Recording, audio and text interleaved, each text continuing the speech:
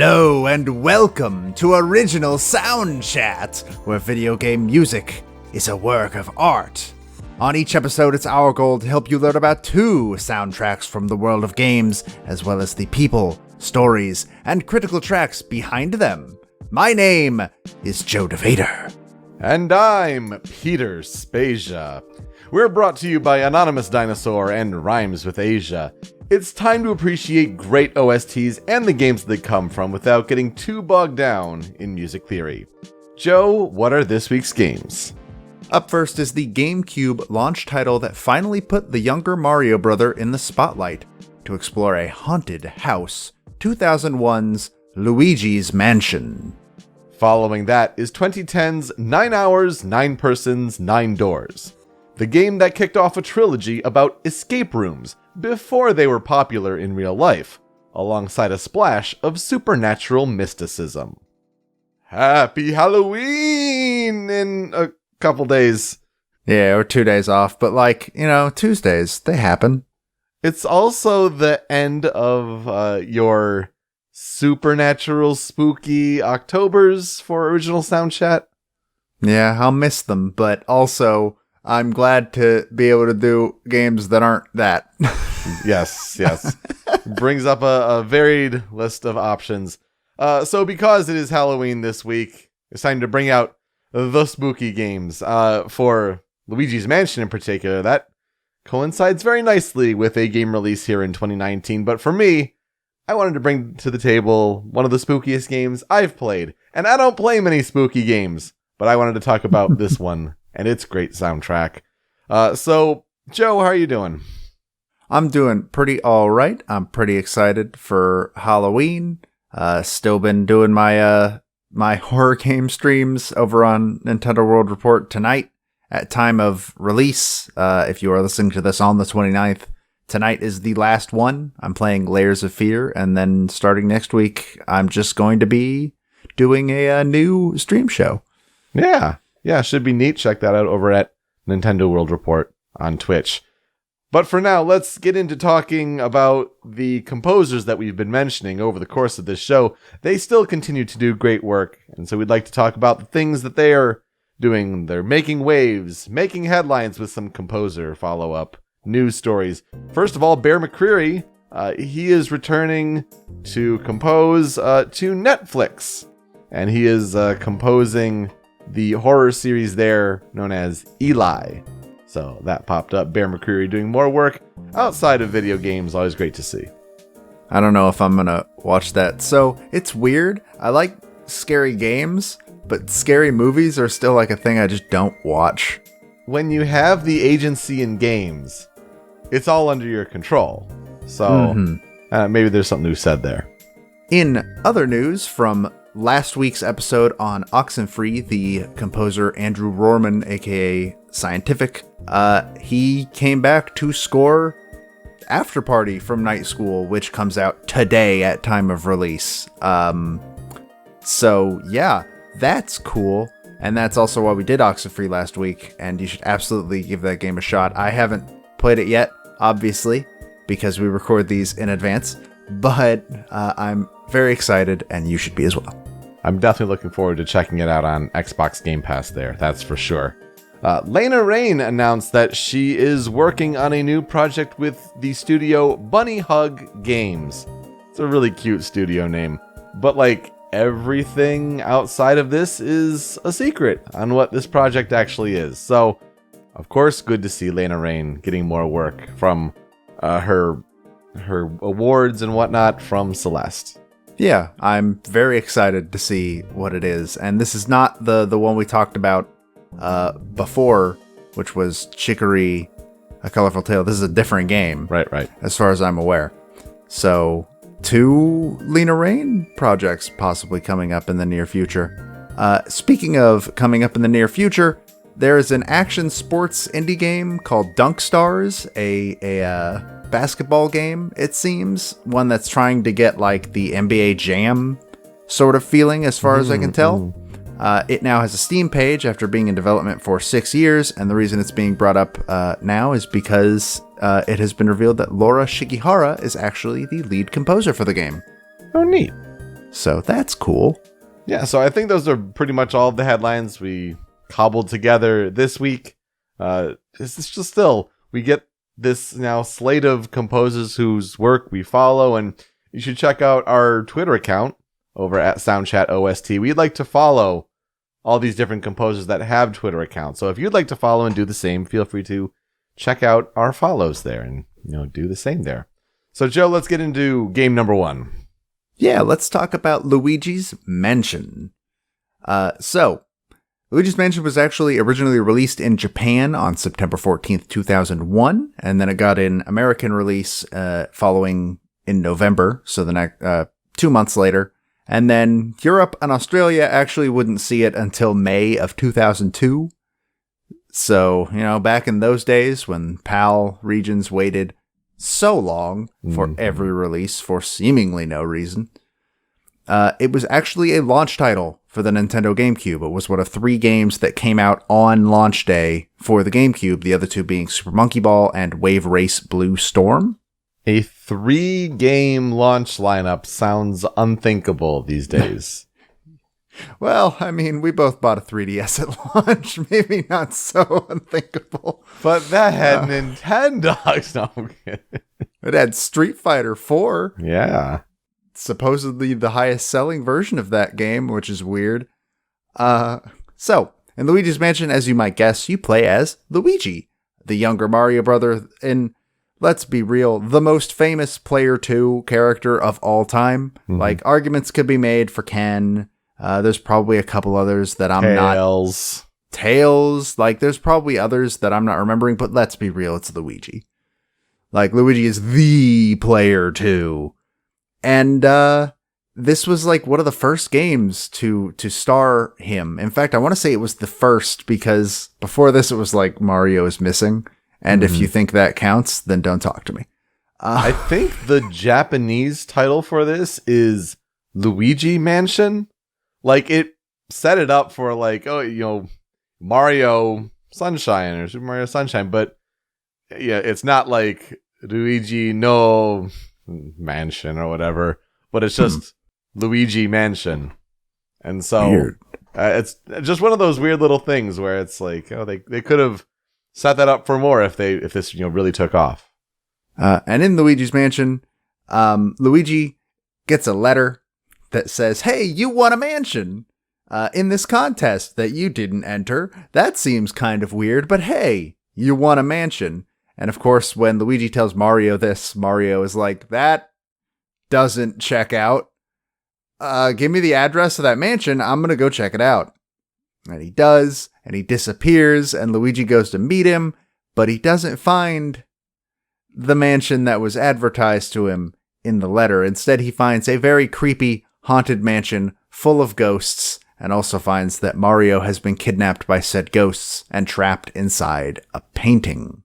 In the process of going into this mansion, Luigi meets Professor Egad, which is an award-winning name, a man who has set up a lab next to the mansion, not only to study the ghosts, but also to recapture some of the more powerful ghosts in the mansion, known as portrait ghosts, that he once had trapped in portraits as well, like paintings, and they got out. And then King Boo built a house for them to live in, and it's not important. There's ghosts in the house, and Egad's trying to get them back. In order to help Luigi get back Mario, he supplies him with 2 things. First of all, the communication device, the Game Boy Horror, which is a play on the Game Boy Color, which I literally didn't realize until now. Somehow never put 2 and 2 together on that one. And the Poltergust 3000, which is a super powerful vacuum that has the ability to suck up and capture ghosts. So Luigi must explore this spooky mansion and retrieve the portrait ghosts for Egad, while also trying to foil the plans of the evil King Boo, who has orchestrated the whole thing. And that's really it. Gameplay is extremely simple. You're just Luigi. You walk around this mansion. You have full reign of the mansion, basically, except obviously doors are locked. Gotta find keys to doors. Opens various different parts of the mansion, etc., etc. Think of it like it's kind of like a more cartoony and simple Resident Evil. Okay. Honestly. I don't know how else to describe it. Like, that makes sense to me, at least. So basically, in order to capture a ghost, when one shows up, you have to like wait for a point where its heart in the middle of its body mass is visible, and then hit that heart with your flashlight. And once you do that, that will stun the ghost, at which point you can begin sucking them up. And then they have like a little health indicator on them that counts down from number to 0. And the bigger the number, the longer it takes to suck up the ghost, the easier they have it to escape and possibly open you up to harm, yada, yada, yada. And then once you've sucked up every ghost in a room, the lights will turn on, and suddenly that's a safe zone. So you can also find like gold and cash and coins and all sorts of stuff all over the mansion. And that's actually what decides what ending you get. At the end, Luigi gets an actual house to replace the house that he was supposed to have won, which he buys using the treasure that you get throughout the game. So the more money you get, the better house Luigi gets at the end. And that's really the only change. So, what are our experiences with Luigi's Mansion? Tell me, have you ever played Luigi's Mansion? Nope. When I got a GameCube, I had to convince my parents and all. But this was 2 years after it launched. December 2003 was when I got my GameCube, which is the first console I ever owned. I had Game Boy Color previously, but that's not a console. Yeah, Super Smash Bros. Melee was it. That was the game we bought it for. And so, a couple years into the GameCube's life cycle, there wasn't much of a need to go back to Luigi's Mansion. I may even have Dark Moon sitting around just for, collecting 3DS games and whatnot, but I've never played it. Yeah, I mean, very familiar with the music, the theme that gets done to death in Super Smash Brothers, but not the actual gameplay itself. So I didn't have a GameCube growing up. I've probably told this story in at least 3 podcasts now. Strangely enough, I don't think I've told it on this one. My first console obviously was a Nintendo 64. Mm-hmm. And when we hit a point where we stopped being able to rent games for the 64 because Blockbuster wasn't carrying them anymore because the GameCube and the PS2 and the Xbox were out, and that was shelf space that they wanted for those games, my dad finally realized, like, all right, we need to upgrade. But for some reason, he was like, I don't want a Nintendo system. Like, I'm sick of Nintendo. I don't want... let's get a PlayStation. And he, like, sort of conned me into believing, yeah, I want that too. I want a PlayStation. He wanted that DVD player is what he wanted. He wanted the DVD player, and he wanted Tiger Woods' PGA Tour. The 2 things he used the PlayStation 2 for. He played the hell out of Tiger Woods' PGA Tour. I don't remember what year though. I'm pretty sure I still have it in my closet somewhere. And he conned me into thinking that that's what I wanted to. So we got a PS2. So I didn't actually play Luigi's Mansion until many, many, many years later. Like, it would have been 5 years ago, 6, 7. Yeah, it probably would have been about 7 years ago that I actually played Luigi's Mansion for the first time. I love it. I think it's great. It's very short. And I am very cautiously optimistic about Luigi's Mansion 3, which comes out on Halloween and is the reason why we're talking about this game today. Cautious optimism is what I would call my feelings for this game, because as I will probably get into in a little bit more detail later, I didn't like Dark Moon. Was not a fan. So, hey, here's hoping. So, the concept for Luigi's Mansion apparently originally began as an idea that was literally just, what if we had the player walking around a large mansion? Or another idea that they played with was an apartment complex, which the instant I read that, I was like, oh, Silent Hill. All right. And they also sort of toyed with the ideas, apparently, of doing a Japanese-style house, or even a ninja mansion, which would have been real different game. But obviously, they eventually settled on doing a Western-style mansion, as they put it, much like the ones you might find in the United States. I don't think it looks like a it's not a plantation style home, but it is like, I don't think they're right in saying you'd find this kind of house in the United States, but maybe over in like Europe. Yeah. Possibly. I don't know. Eventually, they decided to mess with these tech demos about wandering around the mansion. It became wandering around a dollhouse, and just so they had something to put in there, they placed Mario characters in there, and those became their proxies. And then they were like, all right, let's make this into an actual game.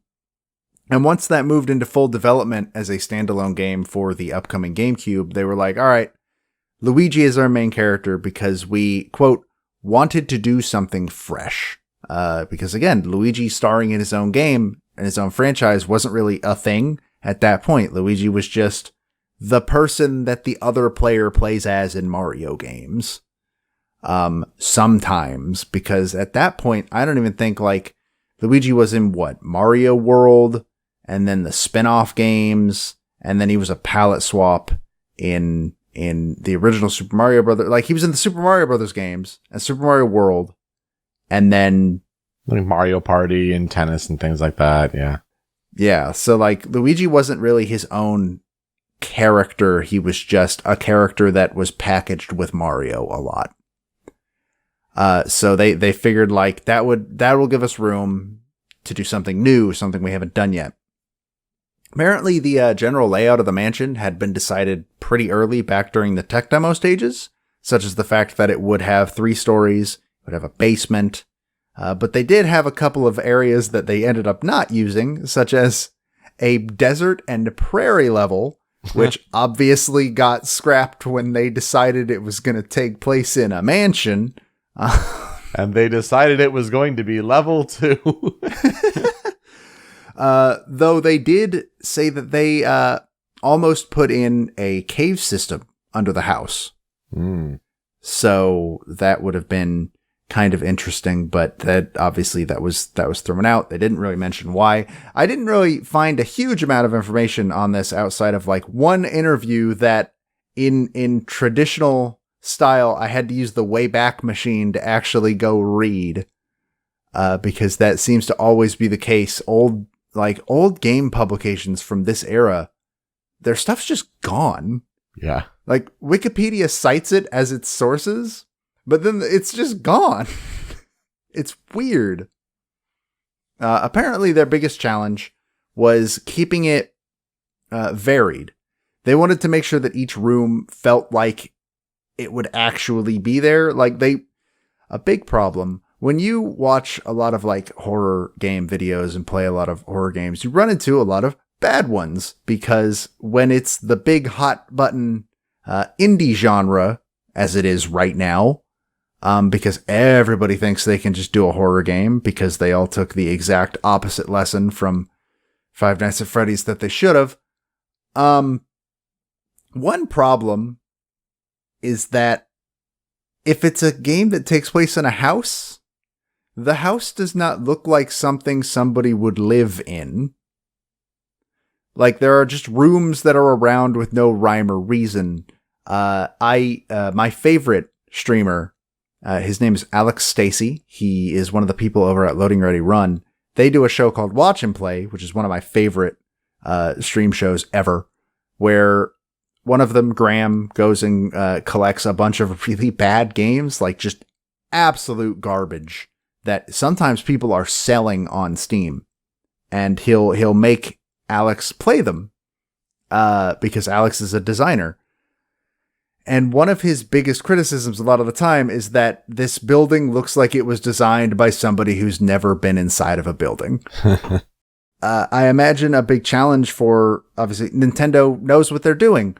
And obviously a big challenge for them was probably making sure that was not the case. They wanted this mansion to look like a mansion. that a human being would at some point live in. So all of the rooms have a purpose. There are bathrooms. Each floor has a bathroom. They specifically pointed that out. There's a fitness room. There's a music room.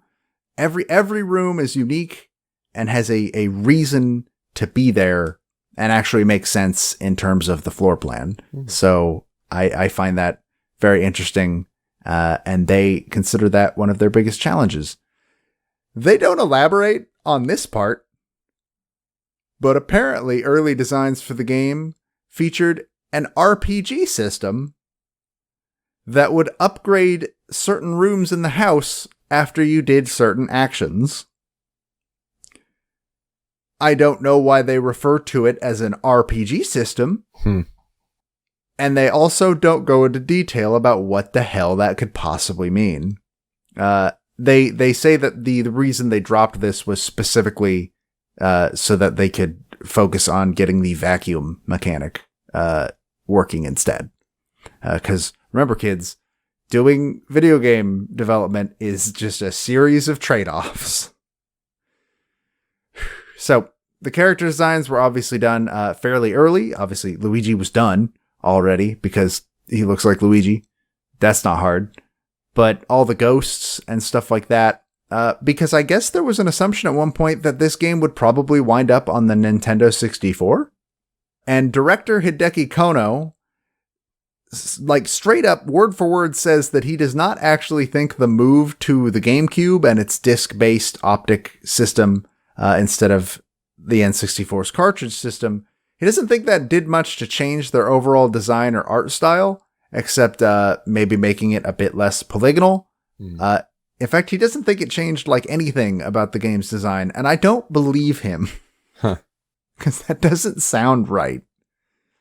Another fun little tidbit is that the Game Boy Horror is only based on the Game Boy Color and not the Game Boy Advance, because the Game Boy Advance, though it came out before the GameCube, when they were like developing Luigi's Mansion, the GBA wasn't out yet. And they didn't know anything about it. So they knew something was happening, but they didn't know what it looked like. They didn't know what it was gonna like do. So that's why Luigi has a Game Boy Color instead of the new hotness, which actually, now that I think about it, is kind of weird. Yeah, but it also makes sense with how the time schedules line up. So yeah. Well, they also really, really like doubled down on that. I'm pretty sure in 3, doesn't he have like a Virtual Boy? I think you're right. Yeah. In one of them, I'm pretty sure he has a Virtual Boy. Mm-hmm. So they doubled down on that aspect of all the things. The game was first shown off actually at Nintendo Space World 2000, but it was actually just like a pre-rendered tech demo that was showing off like, here's what the GameCube is capable of. It was just a video of like Luigi looking at a ghost and screaming, and then a bunch of ghosts playing poker, I guess. And I guess this was a way for them to show off, like, we haven't announced the GameCube yet, but here's kind of what we're working on. It can do FMV, you know, that thing the N64 couldn't do. This one can. Sure, ignore the fact that the PS1 could already do it, but this one can. And then the game was shown off for real for the first time at E3 2001, alongside the actual reveal of the GameCube. And another version was shown, one that is much closer to what we ended up getting at Space World 2001. I always forget that Space World was a thing because I was too young to keep up with video game news at a time when Space World would have like been a thing that Nintendo did. Yeah, and you know, the earlier days of cable internet. So it was a different time. Yeah, weird to think about. The game was received pretty well upon release. It's the most successful launch title for the system, as far as I can tell, crushed the other two games. It currently sits at a 78 on Metacritic, and within a week, this is according to Nintendo's numbers, it had sold more copies than Mario 64. What? Apparently. That's wild. That is, yeah, it's weird to me, but all right. Most criticisms about the game were actually aimed at its short length, which it always feels weird to read about criticisms of like, oh, the game's too short, when like I personally gravitate towards short games. But also like games like this don't keep their luster for very long. Like I want to say that Luigi's Mansion is about a 8 to 10 hour game, give or take, if I remember correctly. Granted, again, it's been like 7 years since I played it. And people consider that short? I guess. I don't know. I wouldn't, but it's certainly not a one sitting game, I'm pretty sure. But who knows? I don't know. And I also feel like if it was any longer than it was, like it would start to get stale, and I probably wouldn't have enjoyed it as much. It didn't sell amazingly in Japan. It only hit just under 350,000 copies. I think the exact number was like 348,000. But it did way better than that in America, where it sold 2.19 million units and set itself as the 5th best-selling game on the GameCube. When Nintendo started doing their Player's Choice collection for the GameCube, Luigi's Mansion was one of the first games included alongside Pikmin and Super Smash Bros. Melee. And it also won a BAFTA in 2002 for its audio design. So that's cool. Overall, Luigi's Mansion has actually made a pretty big impact on the Mario franchise, all things considered. Like, EGAD has appeared in multiple games since then. He's appeared in the 2 games that I saw listed were Mario Party 6 and Mario and Luigi Partners in Time. And he is also specifically referenced in Mario Sunshine as the inventor of the Flood. Oh, yeah. So that's cool. And King Boo has also appeared in various games. He is apparently a boss in Mario 64 DS, which I don't remember, but that does make sense. And he is apparently a boss in Super Princess Peach, which I've never played. And he's also a playable character in both Mario Kart Double Dash as well as Mario Super Sluggers, which is cheating because everybody is playable in Mario Super Slugger. K. Rool is in Mario Super Sluggers. The mansion itself has sort of just become Luigi's home turf. Whenever there's a home stage or a home area for Luigi in any of the Mario spin-offs now, it's always the Haunted Ghost area. And the mansion itself, like specifically the one from this game, appears in a lot of the sports games, like the basketball games. It's got stages based on it in Mario Kart now, and it even was made into a stage in Super Smash Bros., starting with Brawl. It's been in every Smash game since then. And there's even a game in Nintendo Land, the Wii U launch title, the little minigame collection, based on Luigi's Mansion, where one player controls ghosts and the rest of the players must try and escape the ghosts. So, creatively named Luigi's Ghost Mansion. Because, hard to name things sometimes. A sequel was actually developed on the 3DS. It was titled Luigi's Mansion Dark Moon and released in 2013. It's not great. I don't like it. I got to the end. I got to the ending sequence of that game, and despite having already not liked it very much, and then just was like, I can't anymore, and then I closed my 3DS, and I haven't put it back in since. That was like 3 years ago. And then 2015 also saw the release of a Capcom developed and Sega published arcade game called Luigi's Mansion Arcade. And it's a rail shooter based on Dark Moon that is actually really fun. I've played it. Oh. It's in Dave & Buster's here in the West. So last time I was at a Dave & Buster's, we have one like 10 miles out, I think. Probably more than that. I don't know linear directions. It's a rail shooter, and the controllers are like, instead of light guns, you've got vacuums. And when you suck up a coin or like a ghost, it actually makes a ka-chunk, like using the haptic feedback and you can feel it like going through the hose. It's really cool. The game is a lot of fun. And after doing this research, I kind of want to go play it again.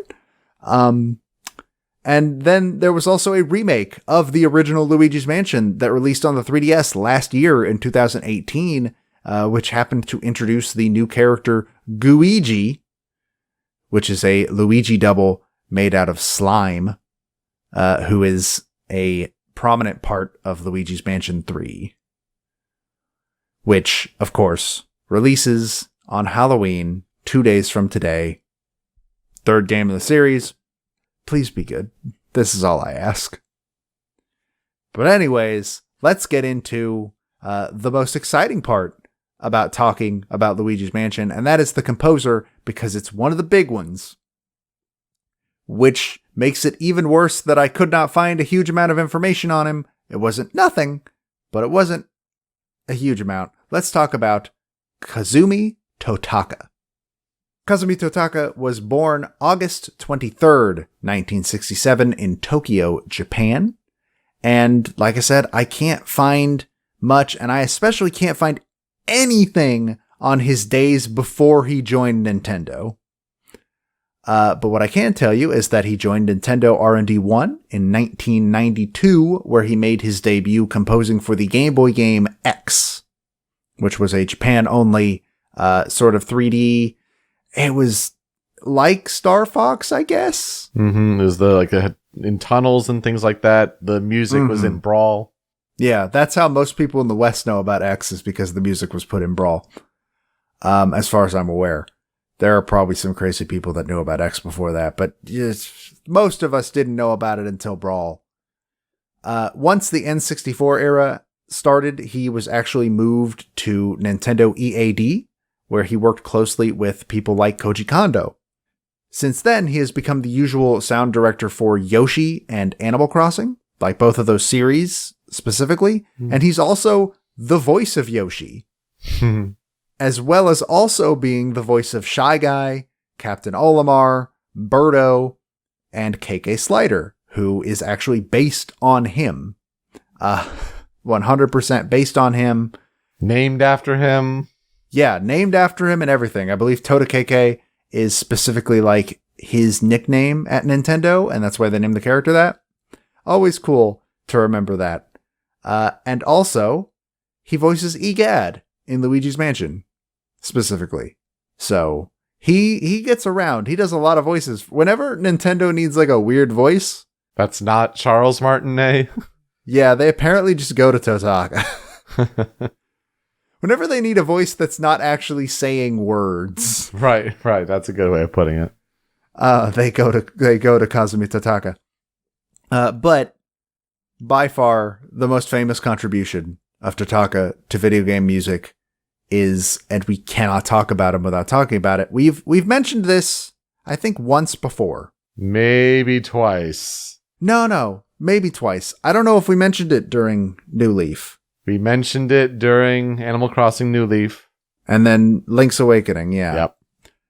So, of course, we're talking about Totaka's song. It is a legendary tune. It's short, made up of 19 notes, and it can be found in, as far as we are aware, 20 games throughout Nintendo's history. That list is composed of X for the Game Boy, Mario Paint for the Super Nintendo, which is the first place it was actually ever discovered, For the Frog, the Bell Tolls for the Game Boy, Super Mario Land 2, 6 Golden Coins, Game Boy, Legend of Zelda Link's Awakening in the Game Boy. It's also intact in the Switch remake. Wario Land for the Virtual Boy, which is the funniest place anything could be. Yoshi's Story for the Nintendo 64, also famous for being the first game in which Totaka voiced Yoshi. Mario Artist Talent Studio, a game for the failed Nintendo 64 DD. Luigi's Mansion, obviously, and I will tell you where it is in a minute. Animal Crossing for the GameCube. Pikmin 2.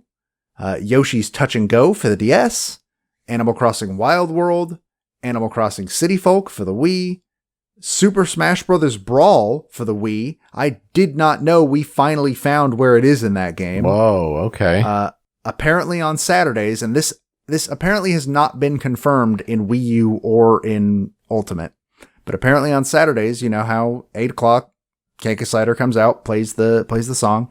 Apparently on very, very, very rare instances, he will be playing Totaka's song. And I don't know how long it took us to find that, because last I had checked, we hadn't.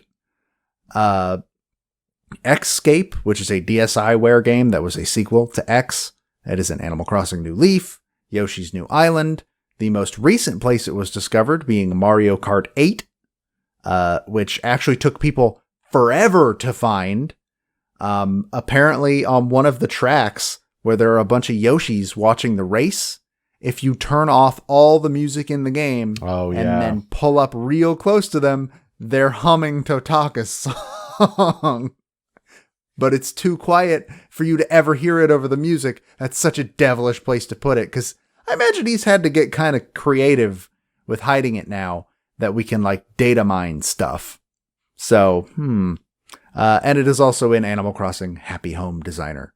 It is theorized that this song is hidden somewhere in every game that Totaka has worked on, but so far, these are the only ones that people have actually found. Yeah, I was just too busy thinking of the song in my head and like counting the number of notes. I mean, it's like, yeah, that is 19. Okay. It wasn't Wikipedia that told me that. It was actually like Nintendo Wiki or something. But like, they've never steered me wrong in the past. As far as I know, they've probably steered me wrong several times. In addition to those games, because I'm not just going to list them again with his discography, he worked on all those. He also worked on, he contributed to Tetris and Dr. Mario. He did the soundtrack for Wave Race 64, which is one of the games specifically on the list where people are like, it has to be in here somewhere, right? He did the music for a majority of the Wii channels. So like think the shop theme and the Mii channel music. That was him. He did the music for Wii Sports and Wii Sports Club. Again, another game where people are like, it has to be here, right? But we still haven't found it. There's the running theory for Wii Sports right now, which is the dumbest theory, and I don't think it's correct, is that in tennis, if you turn off all the sounds and you listen to the hit sounds, they seem to play Totaka's song if you splice them together, but everybody's like, or your brain is letting you hear that because that's how sound works. I wonder if it's like when you have a really long rally, because like the sound effects kind of like go away after a really long time. Naturally on a long tennis rally. Oh, I wonder if a certain number is hit, then it does that. Yeah, it's really interesting. I imagine for Wave Race and for Wii Sports, I imagine that if Totaka's song was in the game, we'd know personally, with all the things with data mining. Then again, Totaka's song was in Mario Kart 8, which came out years ago, and we found it, last year? So, what do I know? He could have hit it really, really well. It is one of the most famous Easter eggs in video game history. It's so cool. He also did the main theme of Yoshi's Woolly World, but just the main theme. He didn't do any of the other music. And in terms of Smash remixes, in Brawl, he did the remix of the Animal Crossing title theme and The Roost. In Smash Wii U and 3DS, he did the remixes of Wii Sports Resort and Wii Sports Resort version 2. And in Ultimate, he did the title theme of Animal Crossing Happy Home Designer, which is kind of a bummer to find out that he's mainly stuck to stuff he did. Because one of the cool parts of Smash is like seeing these composers go and, do stuff that other composers worked on. So that's kind of sad, but oh well. Or he just might have thrown in Totaka's song into one of those other remixes if he had the ability to do that on someone else's original work. That would have been the best. In terms of Luigi's Mansion, Kazumi Totaka is not the only composer that worked on the game. Shinobu Tanaka also worked on it, but there's no official release, so we don't know who worked on what. It's another one of those where just Nintendo doesn't officially release a lot of their soundtracks.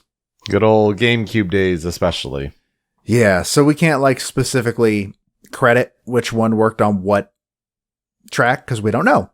Or even official titles, but we'll get there. Yeah, that too. Not only does Totaka voice EGAD, apparently he's the one that came up with how EGAD should speak. Like, specifically, it was his idea that ta-ta-ta-ta, hunga, like, just this weird, go listen to EGAD talk. It's weird, and it gives me joy that Totaka is specifically the one that came up with the idea for that. So, I said that I'd tell you where to find Totaka's song in this game, and now I shall. It can be heard in Luigi's Mansion by waiting at the training room's controller configuration screen, the screen where it tells you what all the buttons do. And you wait there for 3.5 minutes, and then the song will begin to play.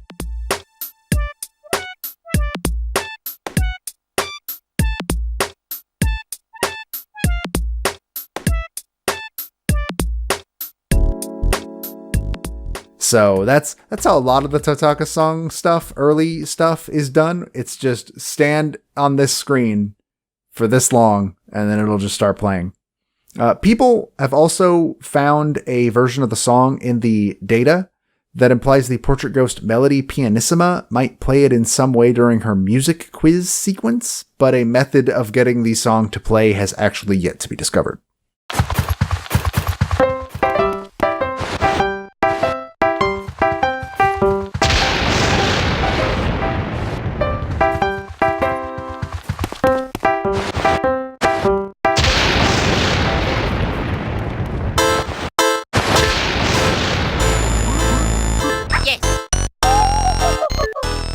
And apparently, according to one of the interviews, though I've never noticed this happening, the music slows down in tempo the lower your health is.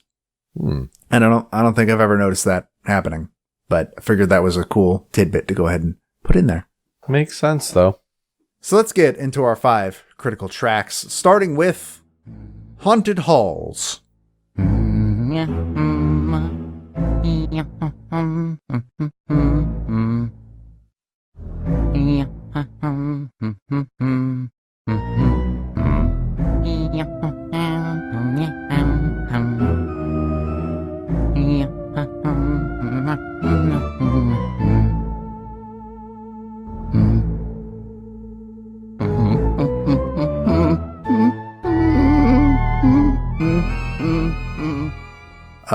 This song can also be found on the internet under the title Dark Rooms because, like Peter mentioned earlier, this game doesn't have official titles for its music because there was never an official release. So this is just what the internet calls them.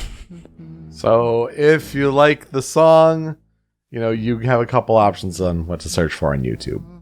And if you're wondering, hey, why did you pick the version with Luigi humming? I purposely had Peter grab that version because that's one of my favorite parts of the sound design of Luigi's Mansion, is that he hums along to the music. And if you're in a dark room where there are ghosts around, he's terrified and just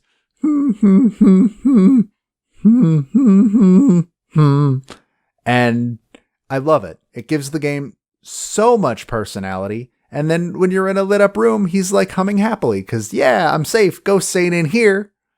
I love it. Yeah, this is, I'd say it's the classic one. When we talk about ones like, oh, it has to be here. This is the main theme, especially when you get Luigi humming along. Definitely had to be here. If Nintendo fans know this theme, plain and simple. Our next track is Professor Egad's Laboratory.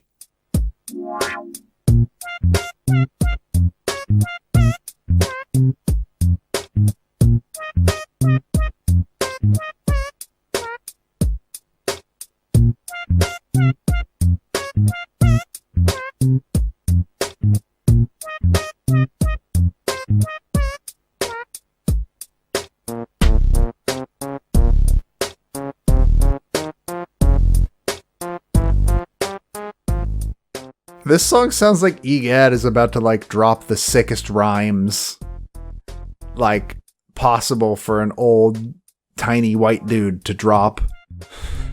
Like it feels like he's about to start rapping at me. I feel like we need to look up and see if there are any mashups that are like done to this beat with any rap artists. There have to be, right? There have to be. Somebody has to have done this. I can't be the first one that's had this thought. Just waking up in the morning, gotta thank God. I don't know, but today seems kinda odd. No walking from the dog, no smoke. And mama cooked the breakfast with no hog. When I pull up out front, you see the Benz on dub. When I roll 20 deep, so it's drama in the club. It does seem perfect for it, though. Like, but this song rules. Like, it's super good. It's super catchy. It's a jam. And you hear it every time you go back to, like, between stages when you go talk to Egad. And it might be when you're also talking to him on the Game Boy Horror, but I actually think that has its own song. I don't know. This song is another one of those had to be here songs. Mm-hmm. Fantastic little tune. And yeah, it's not the only song. There'll be others that repeat the same little main motif. It's kind of why, like, even if you haven't played the game, like, you know this melody. It's going to be everywhere. But it does it in such a unique and original way that, it is so catchy and really deserves to be here. Yeah, that tune, that melody sort of exists in almost every song in the game. It's pretty much the main reason why in Smash, when you get a Luigi's Mansion song, it's that. Because it's the song in the game. And speaking of the song in the game, our next track is A Stroll Outside.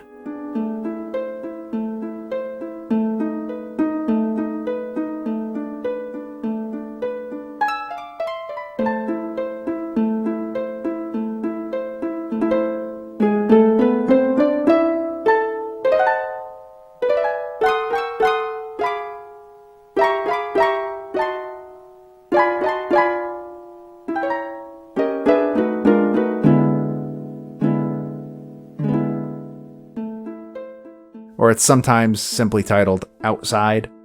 This song plays when you walk outside. Shocker, I know. It's this eerie sounding harp piece. And harps are so cool. And like, you really only ever hear them in like fantasy games. And I think it's really undersold just how kind of creepy an instrument they can be sometimes.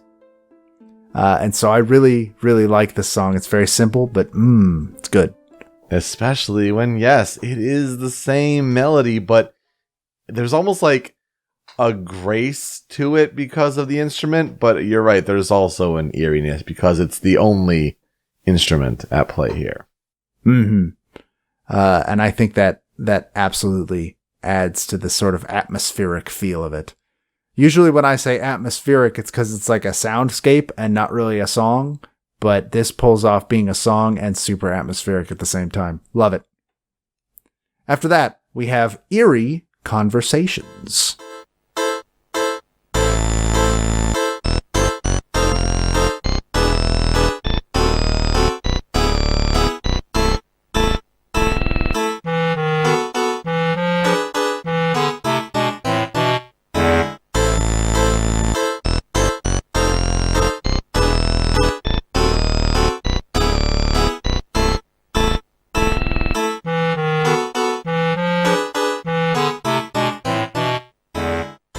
This one is sometimes titled Talking to Portrait Ghosts, which, while I don't remember for sure, I assume means it plays when you talk to the portrait ghosts.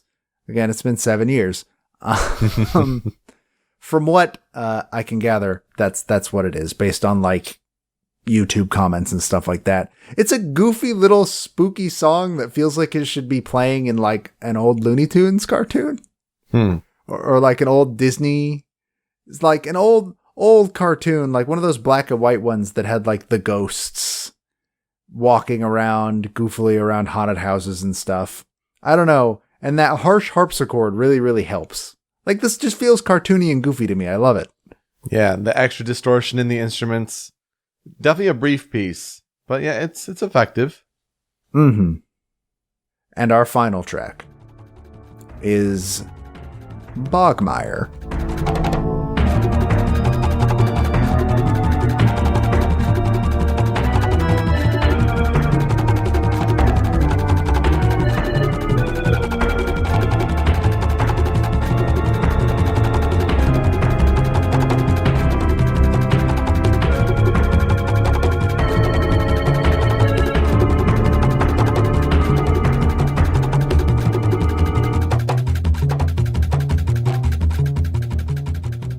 Bogmire is one of like 3 bosses I can picture in my head.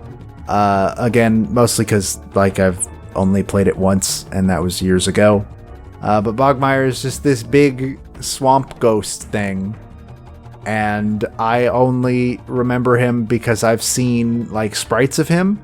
But his music is like really, really good, and it also. Correct me if I'm wrong. But this song sounds like it might have become the template for 3D Mario ghost-based boss fights from here on. Because this is about the tone you usually get from those. Obviously, in Mario 64, the closest to a ghost boss you got was Big Boo, and you fought him like 6 times, and he was just a generic enemy, basically, but big. And so he didn't get his own music. But this feels like... Imagine in Mario Galaxy, like all of the ghost boss fights in those games. This feels very similar to that to me. I could see that. I hadn't thought of it before that way, but yeah, I could see that. I choose to believe that this is not a coincidence, and this became the straight-up template for that kind of boss theme in Mario.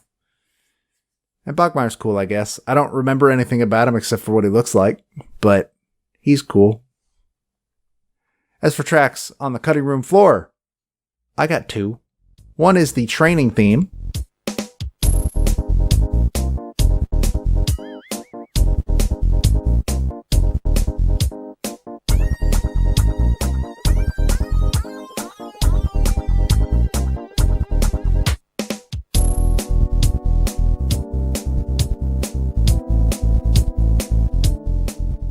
Sometimes called training mode. This song's a jam. It bops. Like, it really bops. It also sounds like something So there are 2... I keep going back and forth between, like, what does this sound like? One is, it kind of sounds like something out of Mario Kart. Okay. Like early Mario Kart. 2, kind of sounds like I'd hear it, like, on a city street in Persona 5. Oh, yeah, sure. Little bit. Yes. Like, that's the one I lean to further. But I could hear it in either one of those. As for my other track, I have Shanti.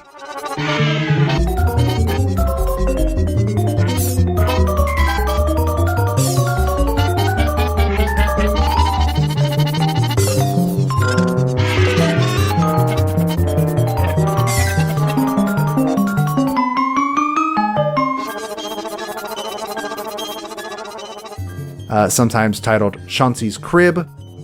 This is the music for the first boss fight in the game against the baby ghost Shanti, who is the one most people remember the most because A, he's terrifying, and B, he's a massive sudden spike in tone where if I was a kid playing, I probably would stop playing at that point.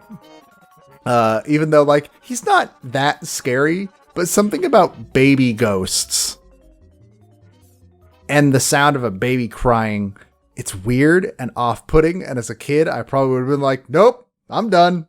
Screw that. I'm out. This song is definitely chaotic. It is unsettling to listen to. And when I think of the title, I think of Detroit Pistons owner Tom Gores.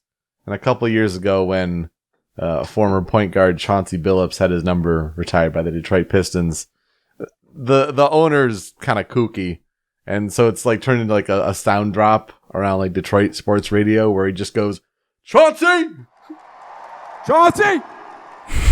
And just yells it out like really unnaturally. So I don't know, I see the title of this track and I just think, Chauncey! I don't have anything like that I can connect to it except for Angry Baby Ghost. I need to get something. Chauncey just sounds like the name of like a butler in a sitcom. Yes, to me. yes, it does. So, what will I never forget about Luigi's Mansion? To me, I think it's that it's impressive that the development team of Luigi's Mansion managed to make a game that actually genuinely has kind of a spooky atmosphere to it that still feels like a charming kids game. Like, Luigi's Mansion is still a game for kids. Maybe not young kids. They probably will come away from it being a little bit scared of it, but like, it's still a Mario game. It's very like well designed and well put together in that way. And it makes me incredibly sad that I don't think Nintendo understands why people liked it. Because in Dark Moon, everything that people liked about Luigi's Mansion were scrapped, and the lesser parts of Luigi's Mansion were like emphasized. And while it doesn't look like Luigi's Mansion 3 is going to have the same problem to that extent, there's also things I hear about it where it's like, Nintendo, all I want to do is walk around a haunted house. I just want to explore a haunted house and suck up ghosts, and I don't need the rooms to be themed around, like, I don't need an Egyptian pharaoh restaurant. I don't want a mission-based, like, thing. I don't want it to flow in a mission-based way. I don't want it to kick me out of, like, the area if I screw up a timed ghost gauntlet. I don't want a timed ghost gauntlet. I just let me walk around a mansion. That's all I want. But yeah, the thing I'll never forget is how well put together the game is, and I'm very excited to replay it for Smasher Pieces. It might be like top 5 games I'm most excited to go back to. Yeah, I'll never forget that main melody. Forever. They'll never let you. To be fair, the Brawl remix is A+. Oh, for sure. Like that organ's so good. And the choir. And the music box part. Oh, it's all so good. It's a great remix. One of my favorite in the game, actually. Speaking of remixes, for our transition, we'd like to highlight a fan remix or cover from YouTube or OC Remix. Mine actually comes from the remix album Harmony of Heroes, which was a collection of remixes of songs present in Super Smash Bros. Brawl. So it was a remix album of a remix album, basically, if you really think about it. And the specific song that I want to highlight is called Bros Before Ghosts by Conrad Peterson. It's the Luigi's Mansion theme, but like a swing song. Super good. Please enjoy that. We will be right back.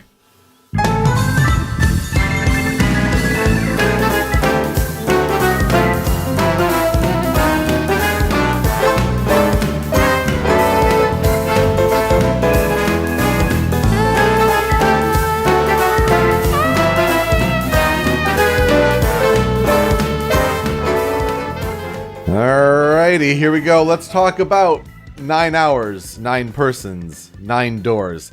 Such a ridiculously long title, right? It seems just over exuberant, just much longer than it needs to be. We most often refer to it as 999, I think, is how I see it referred to most of the time. Yeah, and that's its shorthanded form, right? It's the original title of the Zero Escape trilogy, which wouldn't really become known, until like the first game was a success, and it then merited a sequel, which was named Zero Escape Virtue's Last Reward. When that came out, this original game was reprinted, like new cover art, rebranded as Zero Escape, 9 hours, 9 persons, 9 doors. So kind of fit into what would later become a trilogy. But when this game first came out, it was just, this is its standalone game. 9 hours, 9 persons, 9 doors. Again, a mouthful of a title. But in Japan, the Zero Escape series is known as Kyokugen Dashutsu, or it translates to Extreme Escape. And the game's title in Japan translates out to Kyujikan Kyunin Kyu no Tobira. So Q being for 9, It shows like the numeric 9 usually when it's written out online there. 9 Hours, 9 Persons, 9 Doors is released on December 10th, 2009 in Japan, but North America got the game on November 16th, 2010. This is a Nintendo DS game that is seemingly, according to fans, the best way to play this game for the most part. But it is not the only way that you can experience the story and characters and whatnot of 9 Hours, 9 Persons, 9 Doors. An iOS novelization of the game where like the actual gameplay was removed, essentially just became this like straight up visual novelization. It was made available in Japan on May 29th, 2013, and the rest of the world on March 17th, 2014. These days, I think the most easily accessible place that you could play this game is through the game Zero Escape, the Nonary Games. This is a combination of the first 2 games in the Zero Escape series, but it is particularly notable because for 9 Hours, 9 Persons, 9 Doors, it's an HD remastered version with sprites and everything. There's voice acting included in the game, which that was a big deal. And it's just a kind of refinement of the game as a whole. And yeah, you're getting 2 games essentially.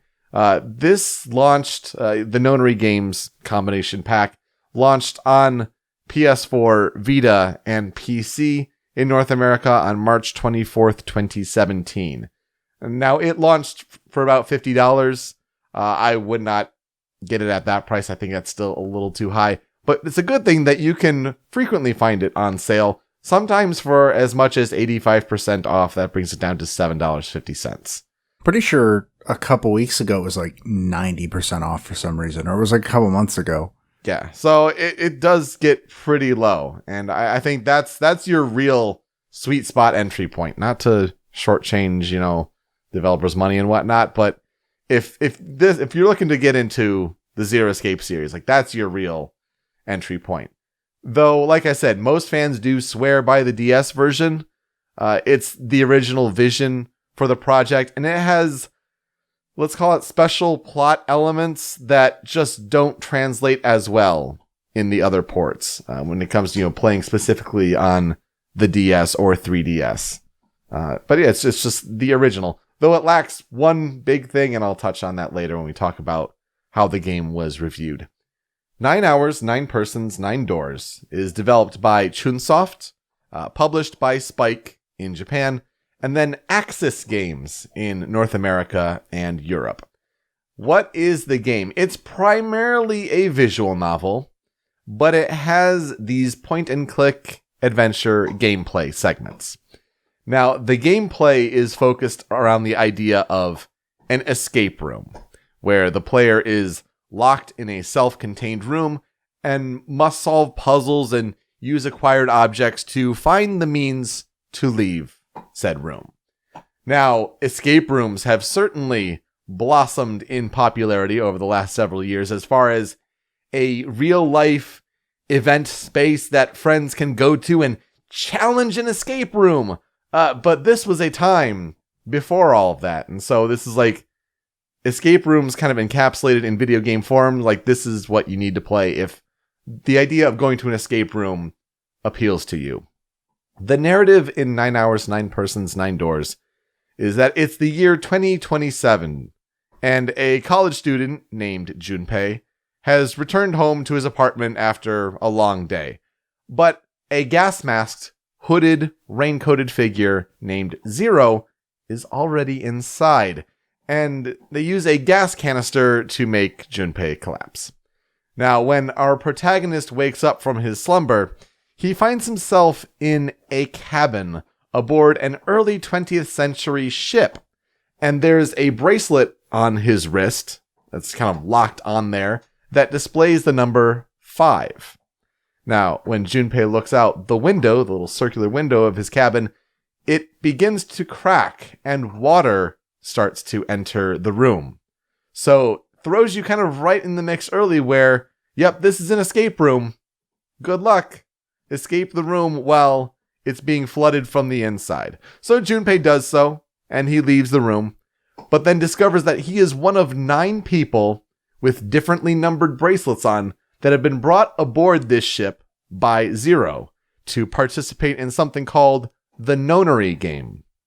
Even stranger, Junpei's childhood friend from 9 years ago, named Akane Kurashiki, is one of the participants in the Nonary Game. So the questions are, who is Zero? What is the Nonary Game? And why were Junpei and Akane selected to participate?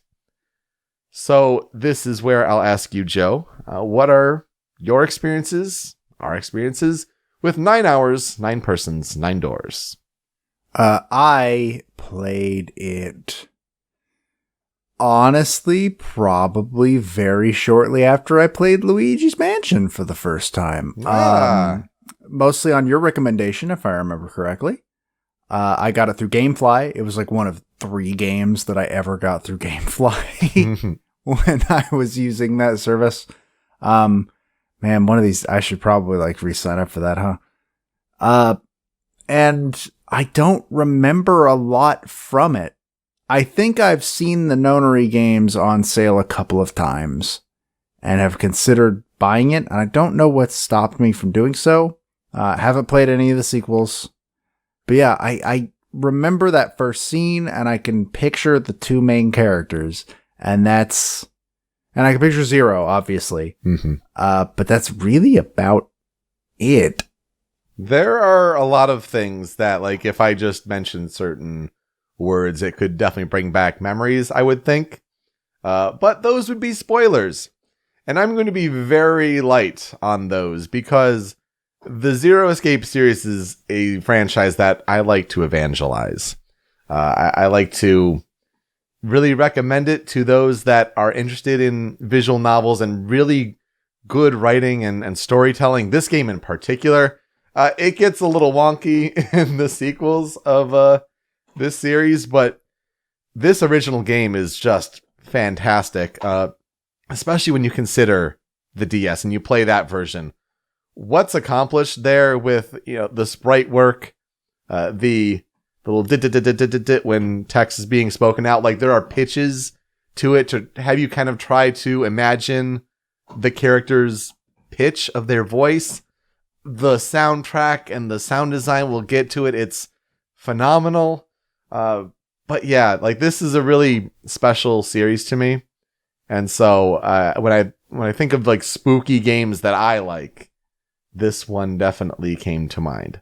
But yeah, it's a real standout. I do encourage people to get the Nonary games if like that's your first entry into it, just for the price and the ease of accessibility alone, the value that you get for the 2 games in one. But there is something to be said for trying out the DS version. I will say that. So 999 is the brainchild of the writer Kotaro Uchikoshi. He's written visual novels before this one, but he wanted to make something that reached a wider audience. So it was the idea of adding puzzle gameplay into visual novels that was kind of the twist that he thought his next project needed. So because he's a writer, he likes to come up with the story. So what was the inspiration for the story? It apparently came from the question, where do mankind's inspirations come from? And so Uchikoshi did some research and he found the British biochemist Rupert Sheldrake, who had these theories about morphogenetic fields. And if those words ring a bell, if you've played the game, that's because morphogenetic fields, it becomes a pretty significant and main theme of the game. It's a theory that is kind of similar to telepathy, answering questions on how organisms are able to simultaneously communicate ideas to each other without physical or social interaction. It's like the idea, think of like someone puts an idea up into the cloud, the morphogenetic field, and someone else is able to pull that thought down into their brain. There's whole ideas of like stress of an individual, like amplifying the intensity of the message, or like it helps with the epiphany of pulling down the idea. Like, this is the whole science, pseudoscience, whatever you want to call it, behind it. And so it kind of goes deep into that. Like, that's the big idea for this game. And Uchikoshi really goes deep into some weird scientific theories and things like that. And we'll kind of touch on that in the soundtrack a little bit. But just kind of think, like, it goes off on its weird thought processes and hypotheses and things like that. So I think that's just par for the course for this series. But yes, morphogenetic fields is a big idea for this game. Now, apparently localizing this game was a big risk for Axis Games. And I guess it was apparently to the fact where the people who were kind of reviewing games that were, you know, what deserves to be localized by our company, not many people at Axis spoke Japanese. So they weren't really able to tell if 999 was worthy of this, but they took a risk. And localization editor Ben Bateman, honestly bless him, because he really took the right approach to localizing Japanese. And we've talked about this on past episodes before. Like, really just the importance of what does the overall context of the conversation mean in Japanese, and how does that best translate into English? Not necessarily what is the word for word translation and stick to it exactly. What is the overall theme and message that's being communicated? How does that carry over best in English? So apparently it took 2 months to localize because a lot of the work was being done on the fly alongside the ongoing translation work. So just crazy there. You know, a lot of good work done in a short period of time. One of the notable things about the Zero Escape games is that pre-orders of the games, you know, I think it was all three actually, but started with this one. Pre-orders included specialized replicas of the bracelets that the players in the game wore. So it's like this physical piece of memorabilia that is, you know, honestly rather rare nowadays, but really customized based on the game. Like, I pre-ordered Zero Time Dilemma, which was the last game in the trilogy. And I don't know if I have mine somewhere.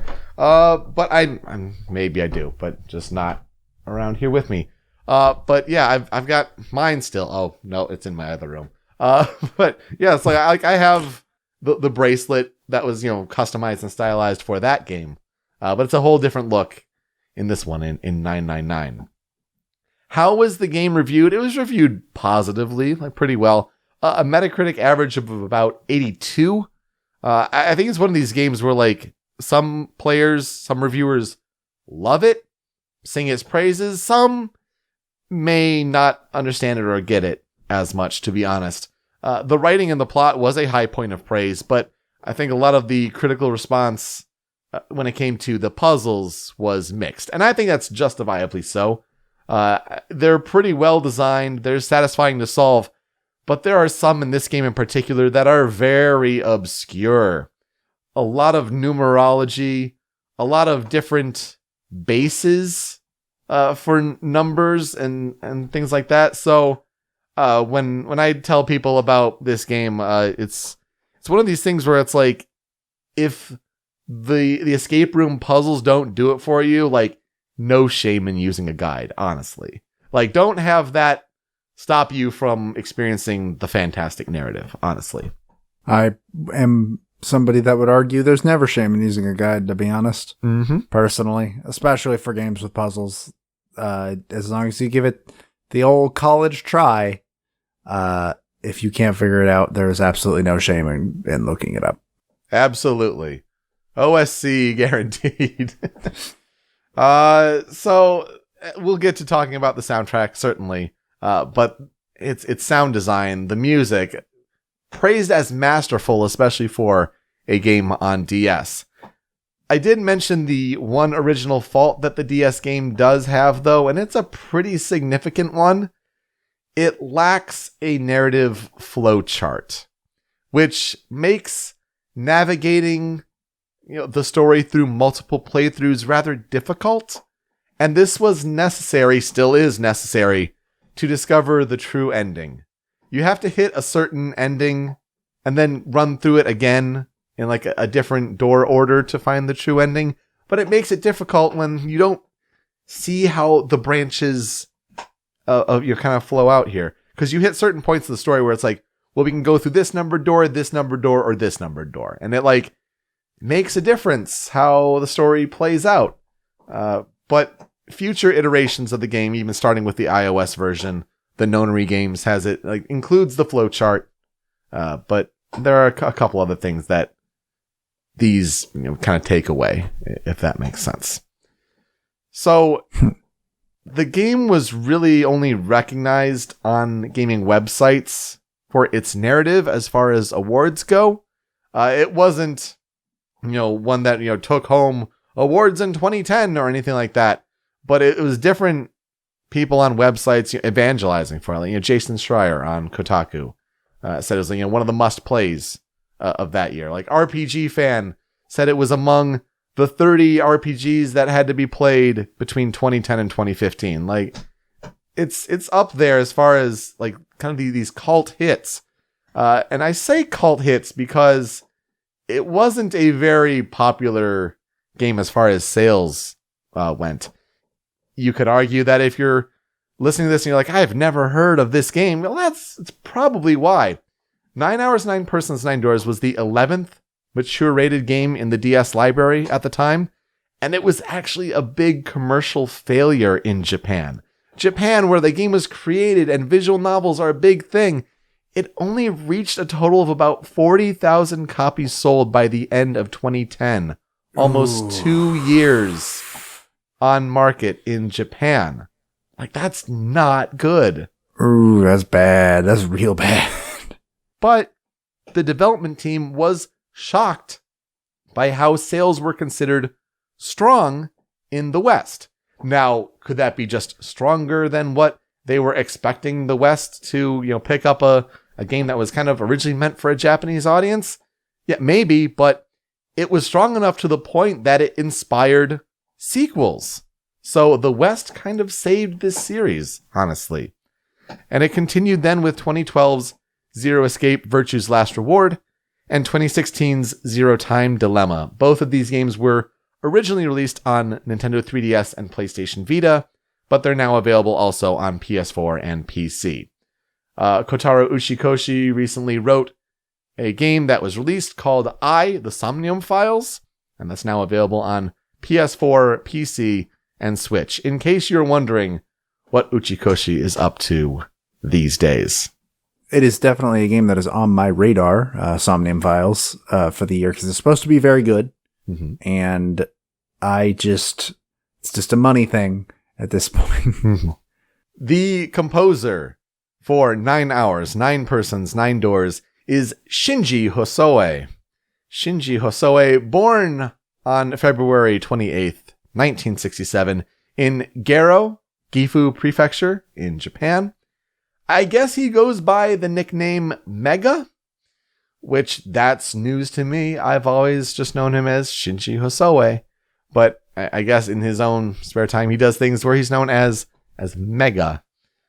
He first became interested in music at about age 8 through Isao Tomita's arranged album of Gustav Holst's The Planets Suite. I guess it had this like electronic music sound that he was just fascinated by. He was also inspired by other electronic sounds at the time, especially from Jean-Michel Jarre's Oxygène. There's Kraftwerk's Autobahn and the Yellow Magic Orchestra. I shouldn't have said the Yellow Magic Orchestra. It's just Yellow Magic Orchestra. But we've mentioned them on past episodes as well. Like, it's a big electro pop group in Japan that was just, I guess, inspiring for a lot of composers that we've talked about. Basically, he really liked a lot of techno pop and progressive rock from the 80s. When it came to playing music on his own, he said, quote, "I didn't like playing music until I was in junior high school. I started to enjoy it when I started to play the synthesizer. I didn't think I would be a professional musician while I was playing in a copy band. If I looked into my past, it's a mystery why I am still here as a music composer." Which you gotta love that, because I mean, he even says, like, to this day, like, I can't think of anything else I would rather do. So, like, it obviously hit him hard, but yeah, you go back and it's not like, oh, I loved music and I was playing music and from an early age and I bought computers and things like that. No, apparently not the case here. There are so many Japanese composers we've talked about where, like, they have this air of, like, I don't know how I got here. I'm glad I did, but I don't know how I got here. Maybe it's just a very humble thing to say. Maybe that's a culture thing.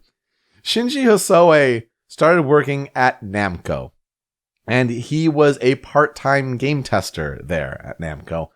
He eventually worked his way up to a development position, but he worked on music secretly at first because he was actually supposed to be working as a part-time CG artist.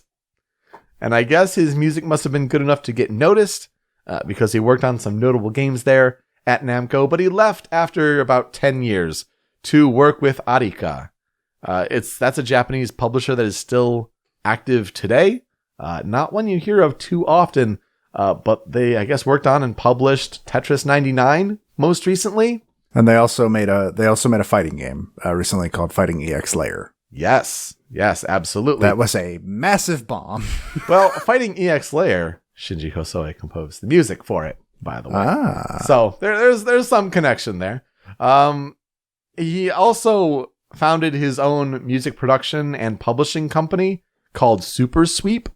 And he was still working for Arika at the time. And like the costs to start his own company were too great. So he actually, got support from Arika to start this. And while he was working for them, seemed very collaborative in a way. He has also some side projects outside the game industry, including something called Sampling Masters and his own group called Oriental Magnetic Yellow, which is, OMY, which is the reverse of YMO, Yellow Magic Orchestra. It's a parody group of Yellow Magic Orchestra that he formed with fellow composers that he worked with frequently at Namco. When he talks about himself, he said, quote, I have won some hit prizes from Victor Records and some other prizes from magazines. I have also won several prizes from the police department for a traffic offense. Whoops. These are not prizes, or are they? Well, I had to pay for them. So he's got a sense of humor about himself. I would be best friends with this man. He was also asked in an interview just his first thoughts on different composers that the interviewer asked him about. I want to talk about a few of them. Some of them we've talked about, some of them we will talk about. One of them was Hitoshi Sakimoto. He said, quote, his music is very unique. I like his music. It is very sexy. He is my number one drinking friend. I love this man so much.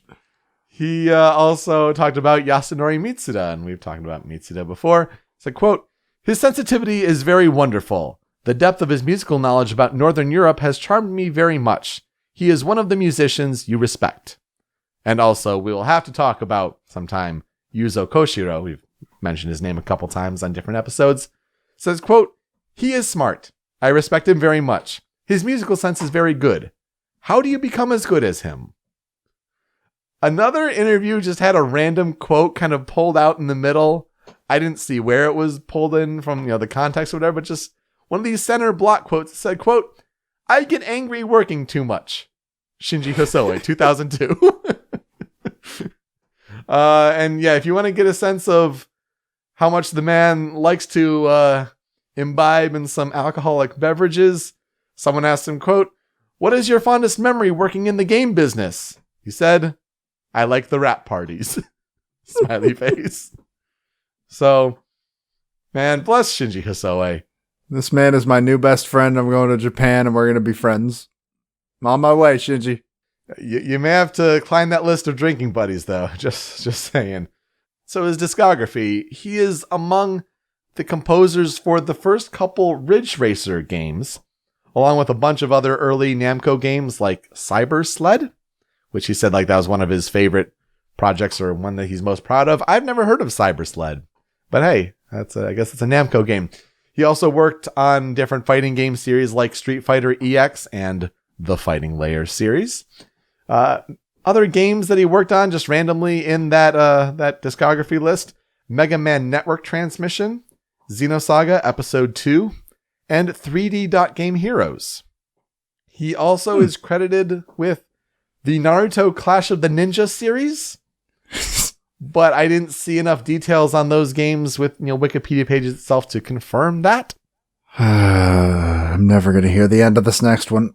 He also composed the music to Fate Extra. This is somehow your fault, Matt. Somehow. I'm sorry. I need to give context to this. Our friends have gotten really into Fate recently, so I can't go 2 seconds without hearing about Fate. And now it's here, and this is somehow Matt's fault. I saw a Fate Extra reference on our Discord today, like our group of friends Discord, so... Sounds about right. I knew this was coming somehow. But of course, also the Zero Escape series. Like, this is his baby, certainly. When it came to notes about 999's soundtrack, Super Sweep, Hosoe's company, was contracted to work on 999. That's how Hosoe got involved. And he found the reference materials very straightforward and easy to work with this project, like unusually so. He also ended up using the internal hardware of the DS's sound chip itself, which is, different than when it went to 3DS and Vita when it's more streaming music, but actually using the internal hardware for this, which I think makes it more remarkable when you get to hear these songs. Just remarkable.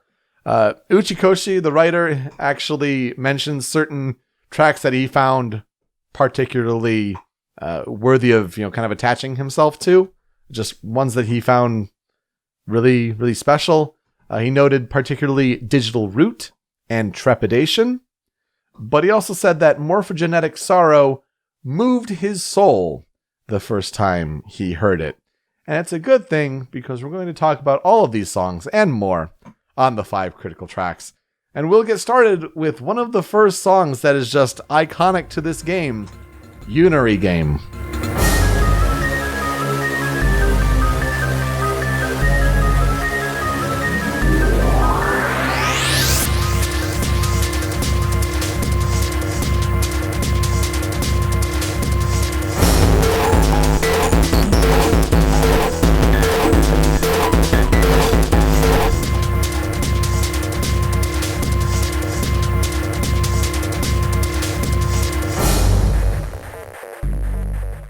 So this is that first escape room puzzle at the beginning when the room is being flooded inside the ship, and congratulations, you're thrown into the gameplay with this just very, very tense music. I mean, the different siren-like tones of varying durations, whether it's just the yeah kind of in the background, just really making you uneasy. The big bop, bop, these hits, tones, the DS bass going on. It kind of strikes you with how intense it is, especially for the first gameplay bit you encounter. I think I agree that the siren part is I'm a fan of Silent Hill music. There's sirens all over that game. Yeah. So that's right up my alley. I think I would agree that that's the main thing that makes it really, and it's the bass obviously too, but I think the sirens are the thing that makes it the most tense. I want to say it sounds like something else, but I can't put my finger on what, so I guess I won't. Yeah, see, I hear this and I immediately think this game in particular. I don't know, it's pretty different, I think, compared to other DS games that we've talked about. When you're trying to amplify horror on this handheld system, it does a really good job of that. Not as much though as the next song, number 2 on the Critical 5, Trepidation.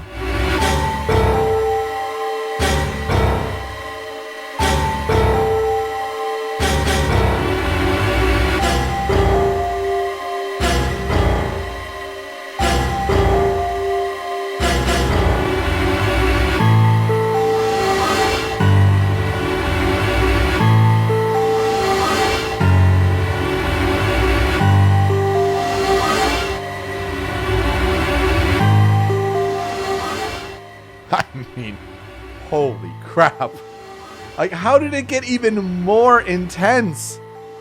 Like, these bone-shattering hits, honestly. And it makes sense then that it plays when horrific scenes happen. Like you're stumbling across a dead body kind of horrific scene. Yeah, I think when we're talking about like a horror-like game, you kind of need music like this. But I find it very difficult to think of a game that has more intense hits that really just cut through your core like this one. They also just sort of, I think he's reversing some of the violin, or at least it sounds like a violin. Yeah. And it kind of almost sounds like something breathing. Almost. Like, to me at least. That's the gist that I get. Just makes it extra spooky. Yeah, I find that kind of really cool. We're going to mix things up a little bit, though, when it comes to the feeling of the music, though it's not all scary and spooky, don't worry. Number 3 on the Critical 5, Digital Root.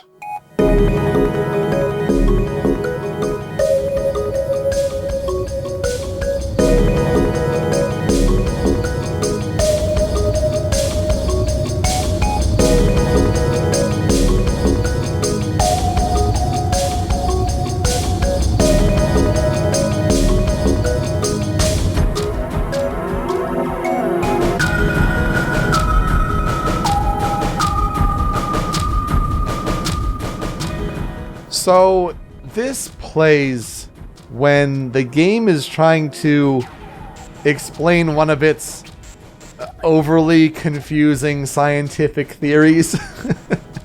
I guess let's put it that way. It's a pretty common one that you'll come across in this game, especially when it really tries to lean hard in its theories and pseudoscience and whatnot. Digital roots play a big deal, a big factor into this game. And so what is a digital root? Say if you take a number like 956, let's just go on the fly, for example. It's the idea where you take like this bigger number, but you add up each of its singular digits together. So let's say 956. So you're adding 9, 5, and 6, you get 20. Okay, well, you get 20 for there, but, well, no, now you have to add 2 and 0 together. The goal is to get like a bigger number down to a singular digit.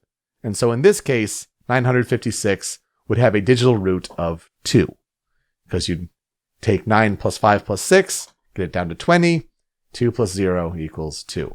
So that plays a big role of like, when you have these players, the participants in the Nonary game that have bracelets with 1 through 9 on them, and that kind of assigns like their number, their character. You have to have combinations of people go through the numbered doors based on the digital root of their bracelet numbers together. So like it plays a big deal throughout the story. But as far as how it sounds, I mean, just these oscillating digital sounds, plays with the panning a lot, and which is just really cool, and just trying to encompass this whole scientific gobbledygook, if you will. There's also a comment thread on YouTube videos, especially with this song in particular, but really for a lot of the 999 songs and the soundtrack and whatnot, where people would take the number that they see for how many views the video has and try to derive the digital root from that. So like people's like showing their math in YouTube comments to find out what their digital root based on their view count is. Weird things like that, but it's a pretty important song overall, not just for the concept of the digital root, but you're going to hear it a lot with all the game's science. Reminds me of Logic and Trick from Ace Attorney. Or something along the lines of those songs in the series. Absolutely. Very similar to those lines. There's another song on this soundtrack that is also really similar to that, with just like a little more creepiness to it. But yeah, this one is really close to that Logic and Trick. That's a really good point. Number 4 on the critical tracks. Let's go with Foreboding.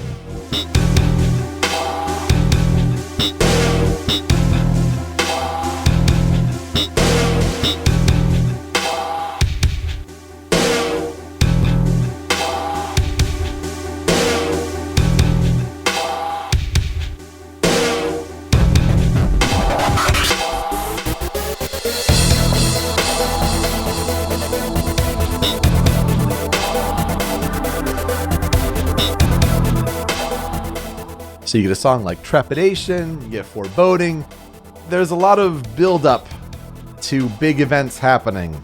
But this one, it's like, let's get serious. The bass here is really driving the action in the song.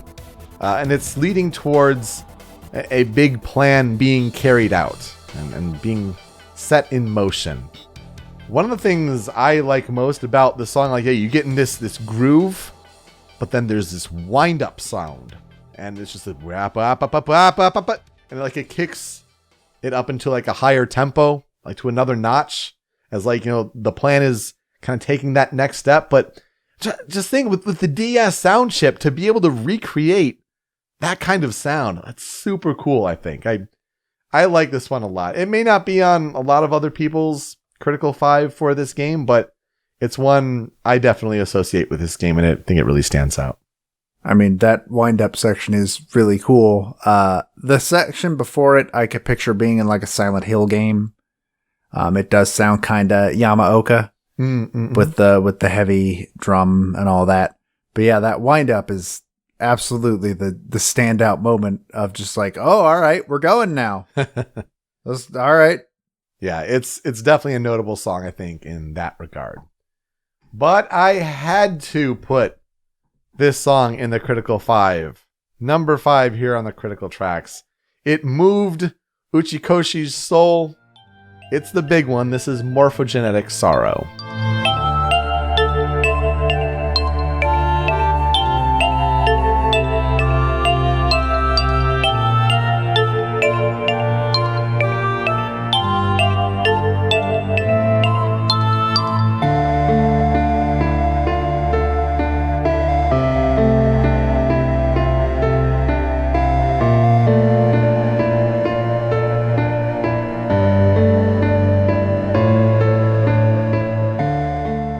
Honestly, this is the Zero Escape series' main theme.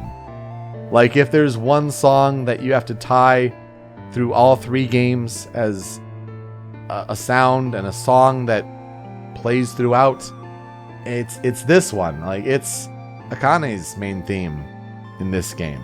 It's definitely like a sorrowful one, and not to play off the title with sorrow, but like it's pretty sad and wistful. But all of these different instruments, the piano, the flute, the strings, like the xylophone or whatever, not marimba or anything like that, but that sound in particular, like that all sounds so good on the DS sound font. All on the chip.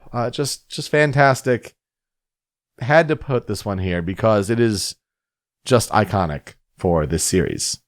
I think by far of your 5, this is my favorite, which from the sound of it, not an uncommon opinion. Yeah, and it's a good one. I think it's my favorite overall, but I think more just for the memories I have about this game and not necessarily just music alone. When it comes to tracks on the cutting room floor, I do have a couple. The first of which being Extreme Extrication.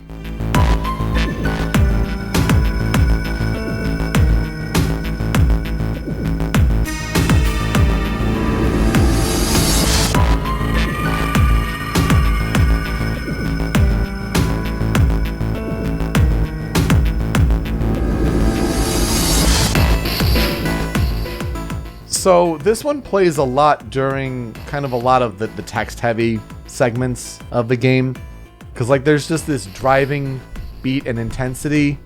And you have to think under pressure. Like, what is the team going to do next? What is these group of players trying to do to survive this looming threat of a sinking ship?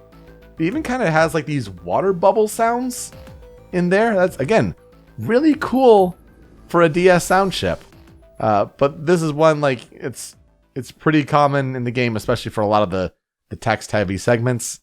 Another one where I really can just, kind of zone out listening to it, but also really think of this game in particular.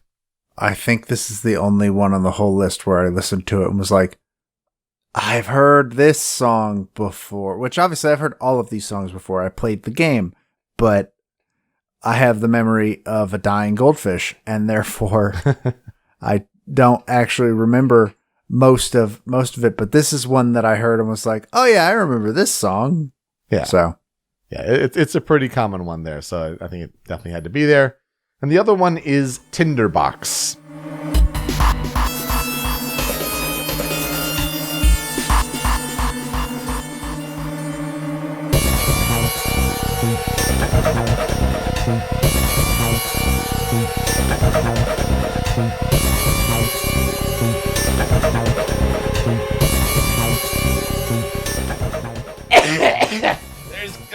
There's smoke and there's fire everywhere. Yeah, this plays during the climactic incinerator scene, which is a big deal in this game at the end. So stakes are very high. Character motivations are coming to a head. It's definitely one where you hear this one and you start thinking about those moments if you remember the end of that game and the stakes that are at play when it comes to what the fate of different characters will be. That is about all I will say on that. Because what will I never forget about this game? Honestly, yeah, it is that ending. That ending and its puzzle and its big twist, I would dare not spoil for someone, because it is a series that, like I said, I evangelize. Like, I recommend it to everyone, even if you don't like escape room puzzles. I mean, yeah, give it a try, but use a guide. Like, this is one of the great visual novel narratives out there. I mean, yes, there's Ace Attorney and there's Danganronpa, and those are murder mysteries, but there's something so delightfully twisted about the idea of a Nonary game where lives are at stake and you have to have these combination of people working together in certain situations, in these dire puzzles. It's a fascinating experience. And yeah, the ending, it really hits you for a wallop. And the music, like, just to think of, the Virtue's Last Reward, the Zero Time Dilemma, they are good soundtracks too. But like, I had to pick this one because not only just so many iconic songs, but just what was accomplished on that DS sound chip. Just remarkable. And I wanted to learn more about Shinji Hosoe. And I think I did. And I hope you did too. Eventually, I will go buy the Nonary games, and I'll probably give this game a replay. Again, that's been on my list of things I should probably do for probably a year now.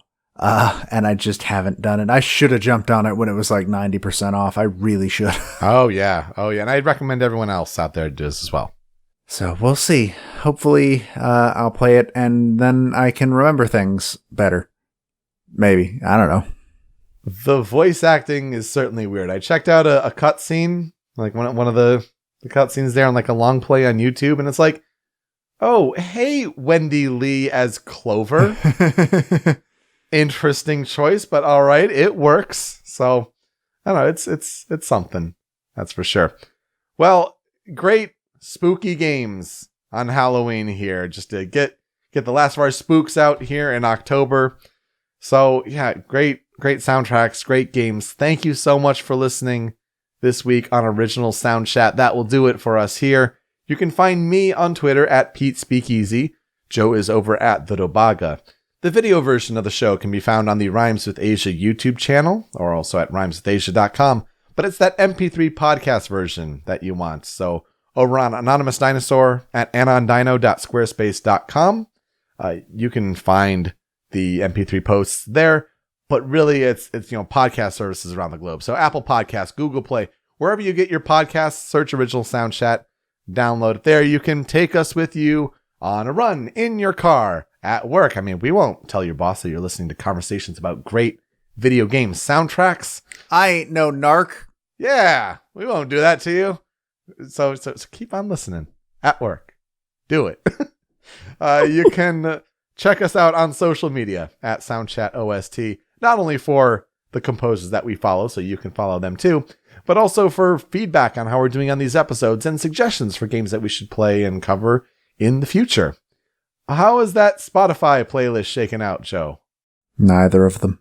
No. Obviously, Luigi's Mansion, Nintendo doesn't put their stuff anywhere. 999, I assume, is because it is a niche title, though that hasn't stopped us in the past. I don't know. I guess not. The original Soundchat playlist, though, is massive, and that's another way you can listen to more video game music if it's available on Spotify. Yeah, this month has been crazy. I do apologize. I need to get that next composer interview to you, because we were really, really happy with how that one turned out, but this has been the month from hell. It's been ridiculous. Not to go in any further details, but it's just been crazy on the work front. So let's see, Joe, who are we talking about next week? Next week, I am talking about Peter McConnell. I gotta finally get around to listening to a score, and then we'll talk about Woody Jackson. So that'll be a good learning experience, I think, for myself. And I'm looking forward to passing that knowledge on to you as well. So to play you out here with another YouTube fan cover, fan remix, OC remix, what have you. This one comes to us from YouTube with Hawk, Haawke, featuring Terra C Music. This is a combination of Morphogenetic Sorrow and Recollection, which is another song on the soundtrack, but just using different instruments to pull together kind of a mashup here. This song is called A Morphogenetic Recollection. So thank you so much for listening this week on Original Soundchat. We'll see you next time. Take care.